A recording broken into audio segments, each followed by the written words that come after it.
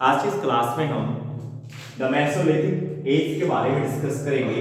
इस क्लास के through out आप ओल्ड एनसीईआरटी राम शर्मा के बुक के पढ़ने के तरीके को सीख पाएंगे। इस एनसीईआरटी बुक के प्रत्येक कॉन्सेप्ट और फैक्ट को क्लियर कर पाएंगे और आप इस एनसीईआरटी बुक का शॉर्ट नोट्स बनाना भी सीख पाएंगे। इस एनसीईआरटी बुक के भीतर किस चैप्टर पे किस टॉपिक्स पे ज्यादा फोकस करें, यानी इस बुक के थ्रू आउट अपने टाइम को स्मार्ट तरीके से कैसे यूटिलाइज करें, ये अप्रोच भी आपको सीखने को मिलेगा यदि आप क्लास को डेली फॉलो करते हैं और वीडियो को अंत तक देखते हैं। शॉर्ट नोट्स और कॉन्सेप्ट का क्लियर होना, शॉर्ट नोट्स बनाना और एनसीईआरटी के बुक के कॉन्सेप्ट का क्लियर होना यूपीएससी और स्टेट पीसीएस एग्जाम की सफलता में एक इंपॉर्टेंट रोल प्ले करता है। क्यों? क्योंकि जब आपका कॉन्सेप्ट क्लियर होगा तभी आप शॉर्ट नोट्स बना पाएंगे और जब आप शॉर्ट नोट्स बना पाएंगे तब आप प्रत्येक कॉन्सेप्ट और फैक्ट का मल्टीपल टाइम रिवीजन कर पाएंगे और जब मल्टीपल टाइम रिवीजन करेंगे तो प्रत्येक कॉन्सेप्ट और फैक्ट आपके दिमाग में सही तरीके से बैठ पाएंगे और एग्जाम हॉल में आपके क्वेश्चंस के गलत होने की संभावना कम हो जाएगी। यानी एग्जाम हॉल में जो आप कंफ्यूजन की स्थिति में रहते हैं, आप कंफ्यूजन की स्थिति से बच पाएंगे और ऐसे में आपके क्वेश्चंस सही होने की पॉसिबिलिटीज, क्वेश्चंस के सही होने की संभावना बढ़ जाएगी जो आपकी सफलता को सुनिश्चित करेगा। आज का जो फोकस पॉइंट है द मेसोलिथिक एज।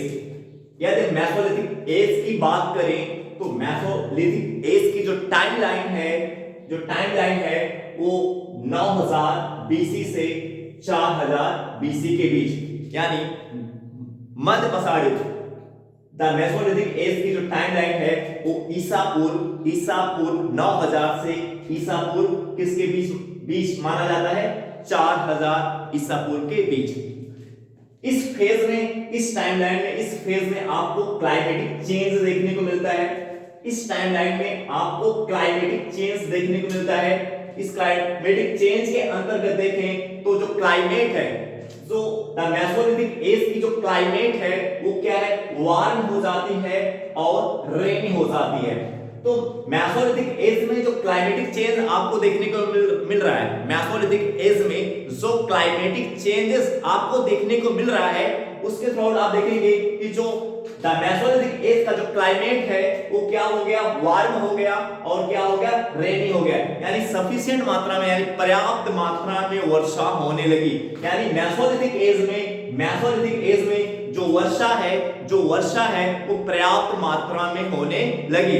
और इसका क्या पॉजिटिव इंपैक्ट होता है, इसका क्या सकारात्मक प्रभाव पड़ता है, तो आप देखेंगे आपको डेंस वेजिटेशंस एंड फॉरेस्ट देखने को मिलता है। कहां पे?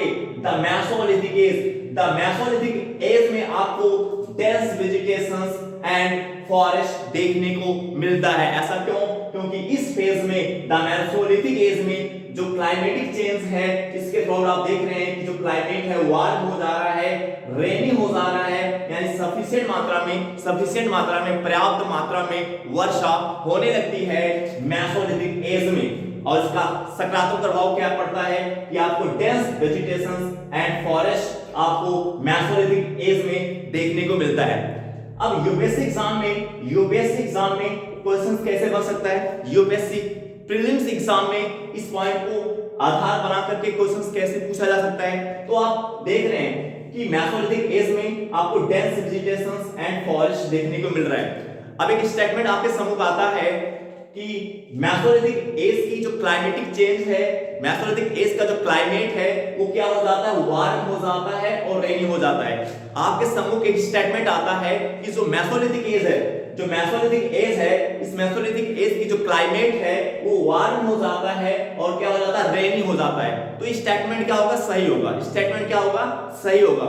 लेकिन यदि आपके सम्मुख स्टेटमेंट इस तरीके से रखा जाता है कि जो पैलियोलिथिक एज है, इस पैलियोलिथिक एज की क्लाइमेट वार्म थी और रेनी थी, तो स्टेटमेंट क्या होगा? गलत होगा। ये स्टेटमेंट क्या होगा? गलत होगा, क्योंकि जो क्लाइमेटिक चेंज आपको देखने को मिल रहा है, जो क्लाइमेटिक चेंज आपको देखने को मिल रहा है वो मेसोलिथिक एज में आपको देखने को मिल रहा है, और मेसोलिथिक एज में जो क्लाइमेट है वो वार्म और क्या हो जा रहा है, रेनी हो जा रहा है। पैलोलिथिक एज के बाद, पैलोलिथिक एज के बाद क्या आता है, द मेसोलिथिक एज आता है, द मेसोलिथिक एज आता है, और इस मेसोलिथिक एज में आप देख रहे हैं क्लाइमेटिक चेंज आप देख रहे हैं, और इस क्लाइमेटिक चेंज के अंतर्गत आप देख रहे हैं कि जो क्लाइमेट है, जो मेसोलिथिक एज का क्लाइमेट है वो क्या है, वार्म हो जा रहा है और रेनी हो जा रहा है। यानी फर्स्ट टाइम जो क्लाइमेट है वो रेनी, फर्स्ट टाइम जो क्लाइमेट है वार्म और रेनी कब हो रहा है, वो मेसोलिथिक एज में हो रहा है। कब हो रहा है, मेसोलिथिक एज में हो रहा है। तो अब आप पैलोलिथिक एज और मेसोलिथिक एज को अगर आप कंपेयर करेंगे, अगर आप पैलोलिथिक एज की तुलना मेसोलिथिक एज से करेंगे तो आप पाएंगे कि जो मेसोलिथिक एज की क्लाइमेट है वो क्या है, वार्म है और क्या है, रेनी है। यही कारण है कि मेसोलिथिक एज में आपको डेंस वेजिटेशन और फॉरेस्ट देखने को मिलता है, जबकि पैलोलिथिक एज में आपको डेंस फॉरेस्ट, जबकि पैलोलिथिक एज में आपको डेंस वेजिटेशन और फॉरेस्ट देखने को नहीं मिलता है। आप पैलोलिथिक एज को अगर आप मेसोलिथिक एज से कंपेयर करोगे, पैलोलिथिक एज के बारे में हमने आपको इससे पहले की क्लास में बताया था, यदि आप पैलोलिथिक एज को मेसोलिथिक एज से कंपेयर करेंगे तो आप क्या पाएंगे कि जो मेसोलिथिक एज है, इस मेसोलिथिक एज में आपको डेंस वेजिटेशन एंड फॉरेस्ट देखने को मिलता है, जबकि पैलोलिथिक एज में आपको डेंस वेजिटेशन एंड फॉरेस्ट देखने को नहीं मिलता है। और यूपीएससी एग्जाम में जो क्वेश्चंस बनने का जो ट्रेंड होता है, मैं 30 से 35 वर्ष के प्रीवियस ईयर क्वेश्चन पेपर के आधार पर आपको बता रहा हूं कि जो यूपीएससी एग्जाम में क्वेश्चंस बनता है वो कंपेयर करके बनता है, उसमें तुलनात्मक अप्रोच आपको देखने को मिलता है। इसलिए आप जो भी पॉइंट पढ़े, जो भी कांसेप्ट पढ़ें, आप उसको कंपेयर करके पढ़ें। आप ये देखें कि जब आप आगे बढ़ रहे हैं, आगे जैसे आप बढ़ रहे हैं तो क्या क्या चेंजेस आपको देखने को मिल रहा है, क्या क्या परिवर्तन आपको देखने को मिल रहा है, क्योंकि ये क्वेश्चन बनने का एक इंपॉर्टेंट एंगल होता है। अब हम बात करेंगे कि जो मेसोलिथिक एज के लोग थे, द मेसोलिथिक एज के जो पीपल थे वो किसके ऊपर डिपेंड थे, फिशिंग के ऊपर, फूड गैदरिंग के ऊपर, और किसके ऊपर, हंटिंग के ऊपर। द मेसोलिथिक जो पीपल थे, जो मेसोलिथिक एज के जो लोग थे, मेसोलिथिक एज के जो पीपल थे वो किसके ऊपर डिपेंड थे, फिशिंग के ऊपर, हंटिंग के ऊपर और फूड गैदरिंग के ऊपर। लेटर स्टेज में आपको डोमेस्टिकेटेड एनिमल्स भी आपको देखने को मिलता है। मेसोलिथिक एज के पीपल्स जो है, मेसोलिथिक एज के जो पीपल्स हैं वो लेटर स्टेज में यानी बाद के समय में वो क्या करने लगते हैं, वो पशुपालन भी करने लगते हैं। मेसोलिथिक एज के जो लोग हैं वो लेटर स्टेज में यानी बाद के समय में डोमेस्टिकेटेड एनिमल्स यानी पशुपालन भी करने लगते हैं। ये टाइमलाइन जो है 5000 बीसी यानी 5000 ईसा पूर्व के आसपास। मेसोलिथिक एज के जो लोग हैं वो 5000 ईसा पूर्व के आसपास क्या करने लगते हैं, डोमेस्टिकेटेड एनिमल्स यानी पशुपालन भी करने लगते हैं। मेसोलिथिक एज के लोग 5000 ईसा पूर्व के आसपास क्या करने लगते हैं, पशुपालन भी करने लगते हैं। अब आप देख रहे हैं कि जो मेसोलिथिक एज के लोग हैं स्टार्टिंग में किसके ऊपर डिपेंड है, फिशिंग के ऊपर, फूड गैदरिंग के ऊपर और हंटिंग के ऊपर, लेकिन बाद में वो किसके ऊपर डिपेंड हो गए, एनिमल हस्बेंड्री के ऊपर। बाद में मेसोलिथिक पीपल्स क्या करने लगे, बाद में मेसोलिथिक पीपल्स किसके ऊपर डिपेंड हो गए, डोमेस्टिकेटेड एनिमल्स यानी पशुपालन भी करने लगे। अब आपको एक नया चेंज आपको देखने को मिल रहा है मेसोलिथिक एज में, आपको एक नया चेंज क्या देखने को मिल रहा है कि जो मेसोलिथिक एज के लोग हैं 5000 ईसा पूर्व के आसपास एनिमल हस्बेंड्री के ऊपर डिपेंड हो जाते हैं यानी पशुपालन भी करने लगते हैं। अब मेसोलिथिक की एक नया फीचर्स और क्या देखने को मिल रहा है, डोमेस्टिकेटेड एनिमल्स यानी मेसोलिथिक एज के लोग ईसा पूर्व 5000 के आसपास एनिमल हस्बेंड्री के ऊपर डिपेंड हो जाते हैं यानी डोमेस्टिकेटेड एनिमल्स यानी पशुपालन भी करने लगते हैं। और इसके बाद इस मेसोलिथिक एज के बाद न्यूलिथिक कल्चर की शुरुआत होती है। इस मेसोलिथिक एज के बाद न्यूलिथिक कल्चर की शुरुआत होती है। ये जो न्यूलिथिक कल्चर है नौपाषाण काल है, इस नौपाषाण काल की जो फीचर्स है, फर्स्ट टाइम जो एग्रीकल्चर की शुरुआत होती है वो न्यूलिथिक कल्चर में होती है। फर्स्ट टाइम जो एग्रीकल्चर की शुरुआत होती है ये न्यूलिथिक कल्चर में होती है। फर्स्ट टाइम एग्रीकल्चर के अंदर जो हम प्रोडक्शन देखते हैं वो गेहूं का और जौ का उत्पादन किया जाता है। व्हीट का और बरले का उत्पादन आपको न्यूलिथिक कल्चर में देखने को मिलता है। फर्स्ट टाइम एग्रीकल्चर आपको न्यूलिथिक कल्चर में देखने को मिलता है। उस एग्रीकल्चर में आपको किसका उत्पादन देखने को मिलता है? गेहूं का और जौ का। इस चैप्टर के बारे में हम आगे डिस्कस करेंगे। यहां पे क्यों डिस्कस कर रहे हैं, इसके पीछे कारण ये है कि ये जो मेसोलिथिक एज है, मेसोलिथिक एज के बाद न्यूलिथिक कल्चर की शुरुआत होती है।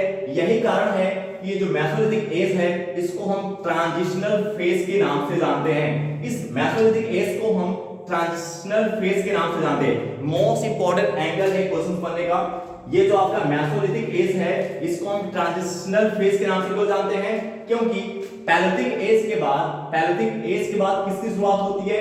मेसोलिथिक एज की। पैलेथिक एज के बाद मेसोलिथिक एज की शुरुआत होती है।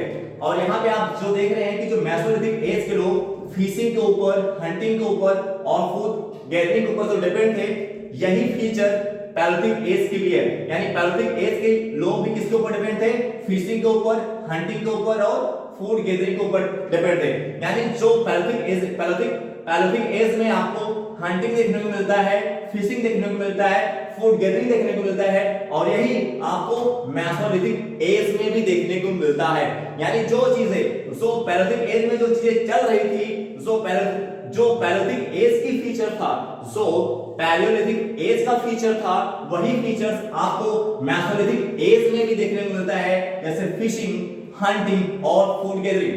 और यहाँ पे मेसोलिथिक एज में एक जो नया चेंज है वो मेसोलिथिक के अंत में देखने को मिलता है। क्या? Domesticated animals. यानी जो मेसोलिथिक एज के लोग पशुपालन मेसोलिथिक एज में जो आपको पशुपालन देखने को मिल रहा है वो मेसोलिथिक एज के अंत में देखने को मिल रहा है। मेसोलिथिक एज के अंत में देखने को मिल रहा है। यानी 5000 ईसा पूर्व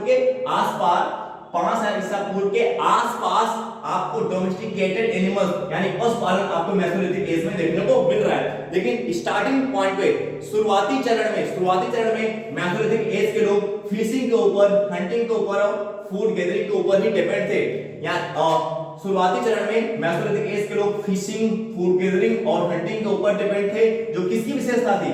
पैलेथिक एज का फीचर था, जो पैलेथिक एज की विशेषता थी।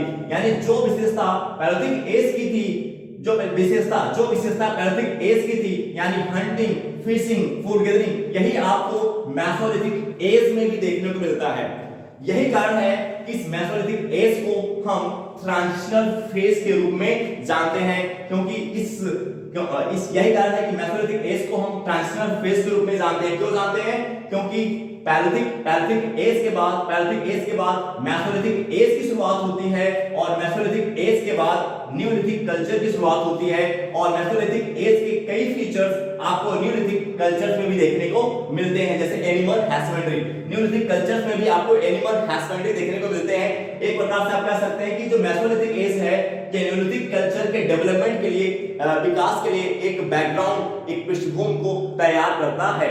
तो मेसोलिथिक एज से पहले आपको पैलेथिक एज देखने को मिलता है, और मेसोलिथिक एज के बाद आपको न्यूलिथिक कल्चर देखने को मिलता है। यही कारण है कि इस मेसोलिथिक एज को ट्रांजिशनल फेज के रूप में जाना जाता है। अब यूपीएससी एग्जाम में क्वेश्चन बन सकता है कि किसे हम ट्रांजिशनल फेज के रूप में जानते हैं, ट्रांजिशनल फेज के रूप में जानते हैं। तो किसे जानते हैं? ट्रांजिशनल फेज के रूप में हम किसे जानते हैं? मेसोलिथिक एज को जानते हैं। अब यूपीएससी एग्जाम में यूपीएससी प्रीलिम्स एग्जाम में अगर क्वेश्चन आता है कि किसे हम ट्रांजिशनल फेज के रूप में जानते हैं, और आंसर में अगर ऑप्शन में देता है मेसोलिथिक एज, पैलेथिक एज और न्यूलिथिक एज, तो आंसर क्या सही होगा? मेसोलिथिक एज को हम किस रूप में जानते हैं? ट्रांजिशनल फेज के रूप में जानते हैं। इस मेसोलिथिक एज की एक विशेषता क्या थी? माइक्रोलिथ्स और टीनी टूल्स। मेसोलिथिक एज के लोग जो है छोटे पत्थर के औजार का उपयोग करते थे। मेसोलिथिक एज के लोग छोटे पत्थर के औजार का उपयोग करते थे। अब जब मेसोलिथिक एज के लोग छोटे पत्थर के औजार का उपयोग करते थे, इसका क्या पॉजिटिव इंपैक्ट होगा कि छोटे पत्थर के औजार को आप आसानी से यूज कर सकते हैं, उसको लंबी दूरी तक फेंक सकते हैं। लेकिन जो पैलेथिक एज के लोग थे ये बड़े पत्थर के औजार का उपयोग करते थे। पैलेथिक एज के लोग बड़े पत्थर के औजार का उपयोग करते थे, जिसे आसानी से लंबी दूरी तक फेंकना आसान नहीं होता है। तो अब आप देख रहे हैं कि जो मेसोलिथिक एज है, मेसोलिथिक एज में जो टूल्स हैं, पत्थर के जो टूल्स हैं, स्टोन के जो टूल्स हैं, उसकी क्वालिटी में वृद्धि भी आपको देखने को मिलती है। मेसोलिथिक स्टोन एज में जो मेसोलिथिक स्टोन एज के जो टूल्स हैं, उसकी क्वालिटी में आपको वृद्धि देखने को मिलती है। मेसोलिथिक एज का जो टूल्स है वो क्या है, माइक्रोलिथ और टीनी टूल्स है। यानी मेसोलिथिक एज की एक फीचर्स क्या है, छोटे पत्थर के औजारों का उपयोग, छोटे पत्थर के औजारों का उपयोग, जिसे उपयोग करना क्या होता है, आसान होता है। किसकी तुलना में, पैलेथिक एज के पत्थर के जो औजार थे, पैलेथिक एज के टाइम के जो पत्थर के औजार थे, उसकी तुलना में जो मेसोलिथिक एज के माइक्रोलिथ्स और टीनी टूल्स है, इस टूल्स को यूज करना क्या होता है, आसान होता है। यानी जब आप पैलेथिक एज से मेसोलिथिक एज में जाते हैं तो पत्थर के औजारों की जो क्वालिटी है, जो गुणवत्ता है, उसमें आपको वृद्धि देखने को मिलता है। अब हम बात करेंगे साइड जो है यूपीएससी और स्टेट पीसीएस एग्जाम में एक मोस्ट इंपोर्टेंट एंगल है क्वेश्चन बनने का। साइड जो होता है, साइड यूपीएससी और स्टेट पीसीएस एग्जाम में क्वेश्चन बनने का इंपोर्टेंट एंगल है, मोस्ट इंपोर्टेंट एंगल है। अब हम बात करेंगे मेसोलिथिक एज के साइट के बारे में, यानी वो कौन कौन से स्थान है, वो कौन कौन से लोकेशन है जो मेसोलिथिक एज से संबंध रखते हैं, यानी वो कौन से लोकेशन है जहां पे मेसोलिथिक एज के एविडेंस पाए जाते हैं। उसमें एक आता है राजस्थान का बागोर मेसोलिथिक एज से रिलेटेड है। राजस्थान का जो बागोर है वो किससे रिलेटेड है, द मेसोलिथिक एज से रिलेटेड है। इस राजस्थान के बागोर में जो एक्सकैवेटेड है, यानी जो खुदाई की गई है, राजस्थान के बागोर में अच्छी तरीके से खुदाई की गई है। राजस्थान के बागोर में अच्छी तरीके से खुदाई की गई है और यहाँ पे राजस्थान के बागोर में आपको माइक्रोलिथिक इंडस्ट्री देखने को मिलता है। इस राजस्थान के बागोर में आपको माइक्रोलिथिक इंडस्ट्री यानी माइक्रोलिथिक टूल्स आपको यहाँ पे बागोर में देखने को मिलता है, जो कहाँ पे है, राजस्थान में है। यानी राजस्थान के बागोर का जो एक फीचर है वो क्या है, माइक्रोलिथिक इंडस्ट्री। अब यूपीएससी एग्जाम में ये क्वेश्चन आपसे पूछ सकता है कि इसमें यूपीएससी एग्जाम में कैसे क्वेश्चन बन सकता है, मोस्ट इंपोर्टेंट एंगल है क्वेश्चन बनने का। जैसे क्वेश्चन में पूछा कि इस जो लोकेशंस दिए गए हैं, इस लोकेशन में से कौन सा ऐसा लोकेशन है जो माइक्रोलिथिक इंडस्ट्री से रिलेटेड है, वो कौन होगा, बागोर होगा। तो क्वेश्चंस के में इसे कीवर्ड के रूप में यूटिलाइज किया जा सकता है, इसे क्वेश्चन में डाला जा सकता है कि कौन सा लोकेशन माइक्रोलिथिक इंडस्ट्री से संबंध रखता है, बागोर जो कहां पे है, राजस्थान में है। तो बागोर का एक फीचर क्या है, माइक्रोलिथिक इंडस्ट्री, यानी इस बागोर में आपको छोटे पत्थर के औजार, छोटे पत्थर के टूल्स, औजार आपको बागोर से प्राप्त होते हैं। छोटे पत्थर यानी माइक्रोलिथिक टूल्स, बागोर से हमें कैसे टूल्स प्राप्त होते हैं, माइक्रोलिथ्स और टीनी टूल्स आपको बागोर से प्राप्त होता है। इसलिए इस बागोर को हम किस रूप में जानते हैं, इस बागोर को हम माइक्रोलिथिक इंडस्ट्री के रूप में जानते हैं। इस बागोर को जो राजस्थान में स्थित है, इसे माइक्रोलिथिक इंडस्ट्री के रूप में क्यों जानते हैं, क्योंकि यहां से हमें माइक्रोलिथ्स और टीनी टूल्स प्राप्त होता है। अब हम बात करेंगे, ये जो बागोर है, बागोर के लोग हंटिंग के ऊपर डिपेंड थे और एनिमल हस्बेंड्री के ऊपर डिपेंड थे। ये जो बागोर जो राजस्थान में है, ये जो बागोर के लोग हैं जो राजस्थान में स्थित है, ये हंटिंग के ऊपर डिपेंड थे, एनिमल हस्बेंड्री के ऊपर डिपेंड थे। और इस बागोर से हमें अर्लीस्ट एविडेंस प्राप्त होता है एनिमल हस्बेंड्री का। एनिमल हस्बेंड्री का अर्लीस्ट एविडेंस हमें कहां से प्राप्त होता है, बागोर से प्राप्त होता है।